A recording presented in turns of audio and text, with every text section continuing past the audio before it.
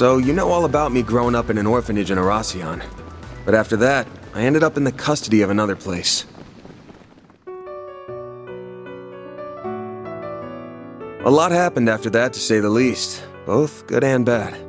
Then things changed again when I was 14, and I ended up somewhere else. That was when someone suggested I take the entrance exam for Aramis. And that was where we met again for the first time in 7 years. I had no idea what they'd been up to all that time, and they knew just as little about me. They're just some people you can't get away from, though, I guess. Still, while neither of us knew exactly what happened to him, we could tell something had. We didn't try to push the matter. Instead, we rejoiced in our reunion and rekindled our old bonds. Much happened during our time together, including the school festival in late April and the student council president election. And through it all, we quickly went back to being as close as we were before. When I became student council president, the two of them even helped me with my work. Still, not everything could be the same as it was in the old days. It didn't take long for Van and Elaine to realize their attraction to one another. And during late autumn, the two of them confessed to each other and started dating. Having suspected how they felt towards one another since our childhood, the only surprise for me was that it took so long. Still, well, it made me happy to see the two of them come together. I couldn't help but feel a little lonely to see them pair off without me. Did I have feelings for her? No, not at all. I had a girlfriend of my own at the time, and all in all, I was quite satisfied with my personal life.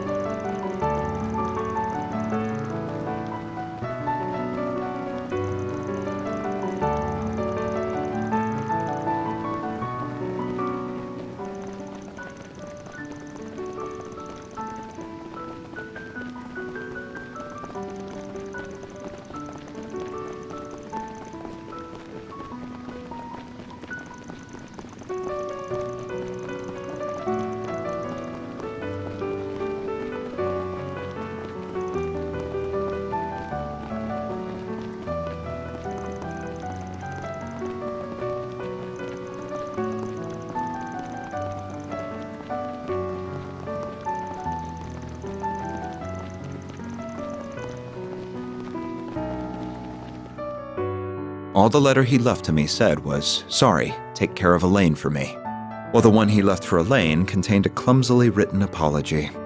Neither of us were told anything about the reason behind his actions. And that's how second-year student Van Arkwright dropped out before he could graduate. That was 7 years ago now. Well, 7.5 if you want to get nitpicky about it.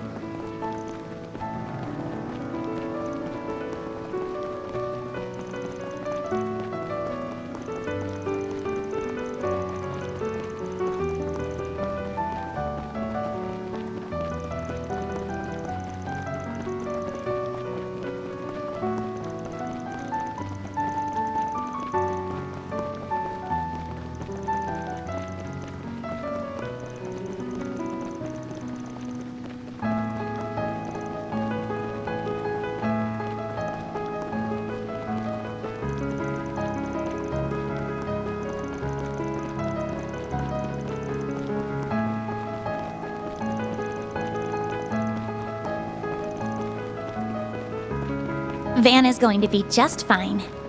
Oh? I believe the reason he said what he did this morning is the opposite. Because he's facing us head on. He's not trying to change the subject or gloss over how he's feeling. He's giving us a clear sign that something's wrong. We all know how he is. He's cunning but kind, and more dependable than anyone. And deep down, a little timid, too. That's why I'm not worried about him. He's going to be just fine.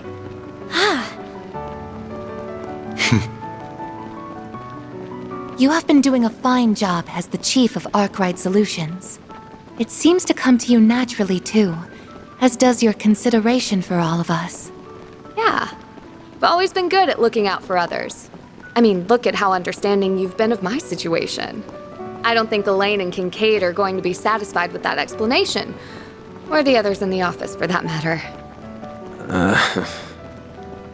I believe the time will eventually come for you to stop running and face everyone. Not just us, but your friends, your master, the people you live with. There are so many people who care deeply for you. I count myself among them. It's honestly hard to watch you sometimes and not say anything. But at the end of the day, the responsibility falls to you before anyone else, and you need to be aware of that. Good grief. I feel like I can hear everyone on Renee's side saying the same damn things. I'll settle this with myself eventually, if for nothing else but to make me look cool. That sounds like a good start to me. You do like to act cool after all.